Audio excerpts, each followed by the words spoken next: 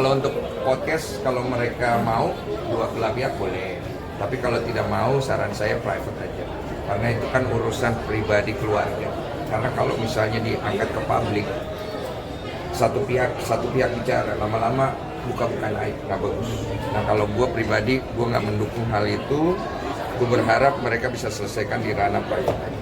Lagi terlibat dengan mungkin masalah tadi sama orang lain, permasalahan dengan orang lain. Lagi Begini loh, jadi gini, kalau gue podcast selalu ada pihak yang datang ke gue, oke? Ketika pihak itu datang ke gue, pasti kan bicara tentang pihak yang sini. Nah ketika pihak yang ini selesai, pihak yang sini mau datang, biasanya kan. Nah gue selalu mencari cara, gimana kalau kalian cari ketemu di tengah. Tapi kan belum tentu semua pihak mau. Jadi akhirnya kadang-kadang gue juga ngebaca situasi, kalau memang gue lihat ini nggak bisa ketemu kata sepakat, biasanya gue stop di situ. Karena jangan sampai akhirnya gue ngejadiin masalah orang itu goreng-gorengan, dan kemudian gue malah bikin suasananya jadi tambah berantakan.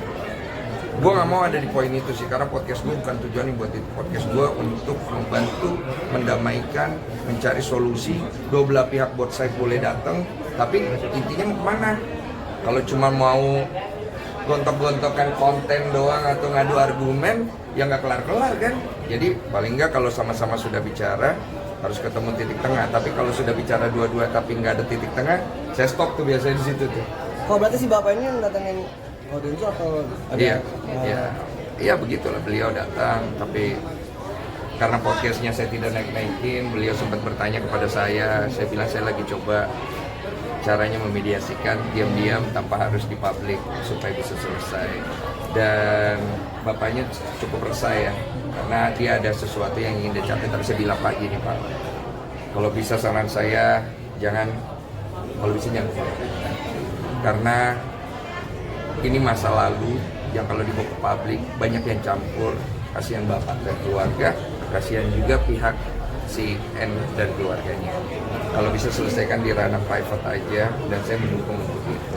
Karena kalau naik di publik nih Pak ya, ini kan pasti ada pihak yang dirugikan. Anggaplah bapak butuhnya mungkin pengakuan atau butuhnya mungkin dihubungi.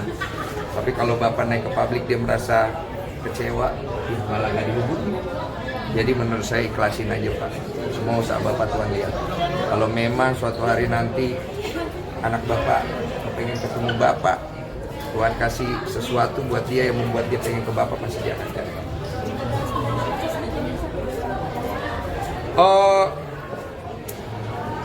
Saya nggak bisa bicara tentang hal itu karena ranahnya private. Intinya cuma itu aja poinnya. Di posisi saya adalah saya mengusahakan mediasi private antara mereka aja supaya tidak perlu ke publik. Udah ada respon dari atasnya? Apa? Udah ada respon dari atasnya?